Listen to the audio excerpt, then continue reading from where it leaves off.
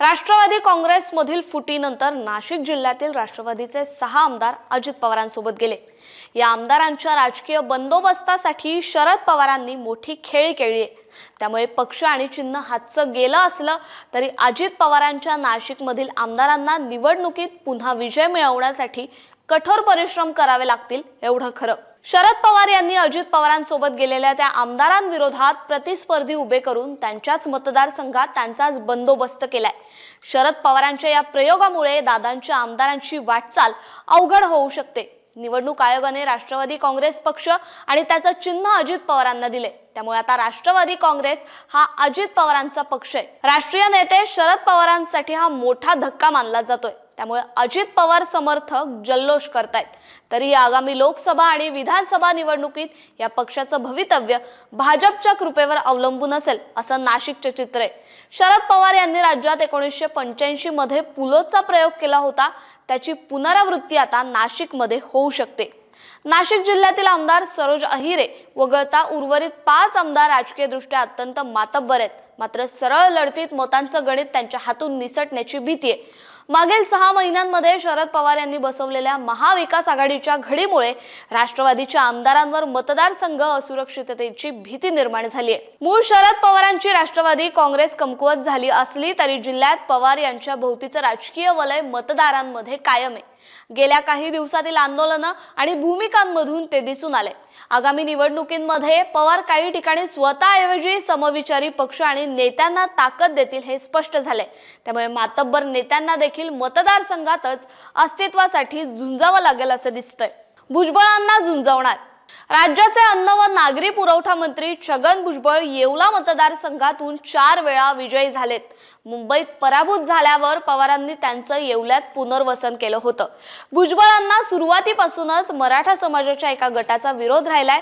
या गटाला थोपवण्याचं काम पवारांकडून होत होतं, पण सध्या कांदा निर्यात बंदी आणि मराठा आरक्षणांवरून भुजबळांविरोधात शेतकऱ्यांमध्ये रोष आहे। इथे ठाकरेंची शिवसेना भुजबळांची पारंपरिक विरोधक आहे। त्यामुळे शरद पवार आणि ठाकरे मिळून जो उमेदवार देतील त्यात भुजबळांची कोंडी होण्याची शक्यता आहे। त्यात शरद पवारांची भूमिका निर्णायक ठरू शकते। कदाचित जागा शरद पवार यांची आणि उमेदवार ठाकरे यांचा किंवा उमेदवाराला शरद पवारांचं पाठबळ असं चित्र इथे असेल। इथे मुस्लिम समाजाची मतं ही लक्षणीय आहेत। हा समाज काय निर्णय घेतो हे सुद्धा महत्त्वाचं असेल। त्यामुळे राज्याचे नेते असलेले छगन भुजबळ या मतदारसंघात अडकू शकतात। नितीन पवार विरुद्ध गावित आमदार नितीन पवार यांच्यासाठी कळवण सुरगाणा हा मतदारसंघ सुरक्षित असतो। मात्र त्यात आता सुरगाणा हा डाव्यांचा बालेकिल्ला जोडला गेलाय। इथून 7 वेळा माकपचे JP गावित हे आमदार झालेत। गेल्या निवडणुकीत नितीन पवार यांच्या बालेकिल्ल्यात फक्त 12,000 मतांनी तिहेरी लढतीत विजयी झाले होते। यंदा शरद पवारांनी इथं गावितांना बळ दिले। त्यात ठाकरेंची शिवसेना आणि काँग्रेस या दोन्ही पक्षांचे गेल्या निवडणुकीतील मतं एकत्र केली तर पवार यांची वाट खडतर होणार हे स्पष्ट झाले। त्यात राष्ट्रवादीचा रवींद्र देवरे हा मोठा गट नितीन पवारांच्या विरोधात आहे। ही सर्व घडी शरद पवार यांनी बसवली आहे। त्यामुळे हक्काच्या मतदारसंघात आमदार पवार यांना निवडणूक सोपी राहिलेली नाही। बनकर विरुद्ध अनिल कदम निफाड हा द्राक्ष आणि कांदा उत्पादकांचा मतदारसंघ आहे। निफाडच्या राजकारणावर आणि मतदारांवर शरद पवारांचा अनेक वर्ष प्रभाव आहे। गेल्या निवडणुकीत दिलीप बनकर हे शिवसेनेचे अनिल कदम यांच्या भाऊबंदकीच्या राजकारणात यतीन कदम या अपक्ष उमेदवाराने घेतलेल्या लक्षणीय मतांमुळे निवडून आले होते। आता काही दिवसांपासून शिवसेनेचे माजी आमदार अनिल कदम यांना शरद पवारांनी जवळ केले। पवार आणि कदम यांच्या सख्याची सर्वत्र चर्चा आहे। या उलट मराठा आरक्षणासह कांदा निर्यात बंदी यावर आमदार बनकर यांचे मौन त्यांना अडचणीचे ठरणार आहे।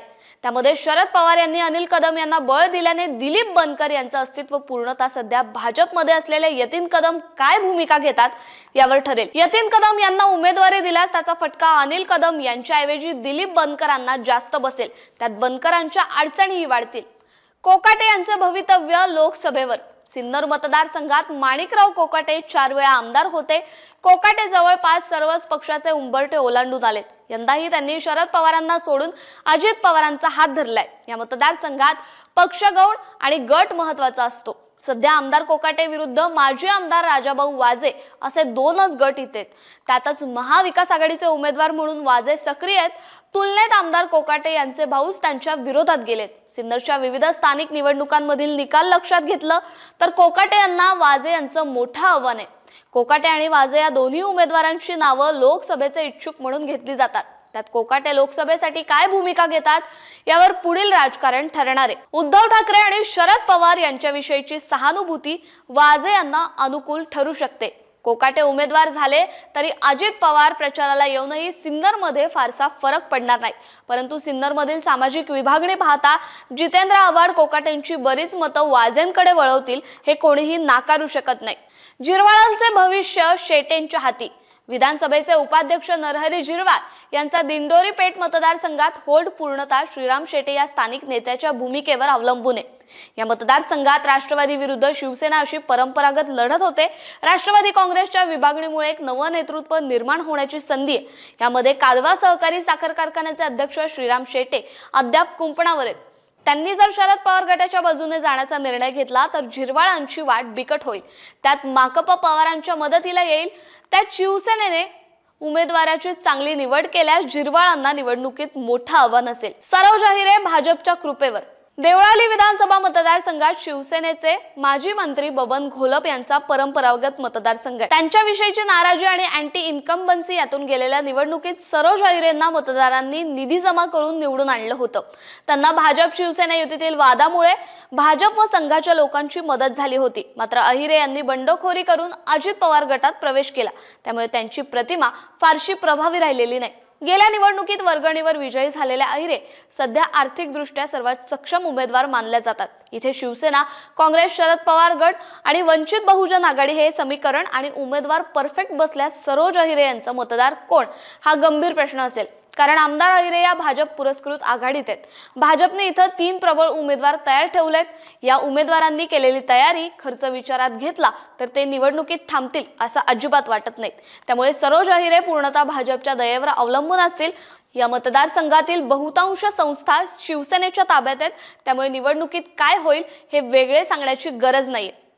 दिलेली माहिती तुम्हाला कशी वाटली आम्हाला कमेंट करून नक्की सांगा आणि सरकारनामाला लाईक, शेअर आणि सबस्क्राईब करायला विसरू नका।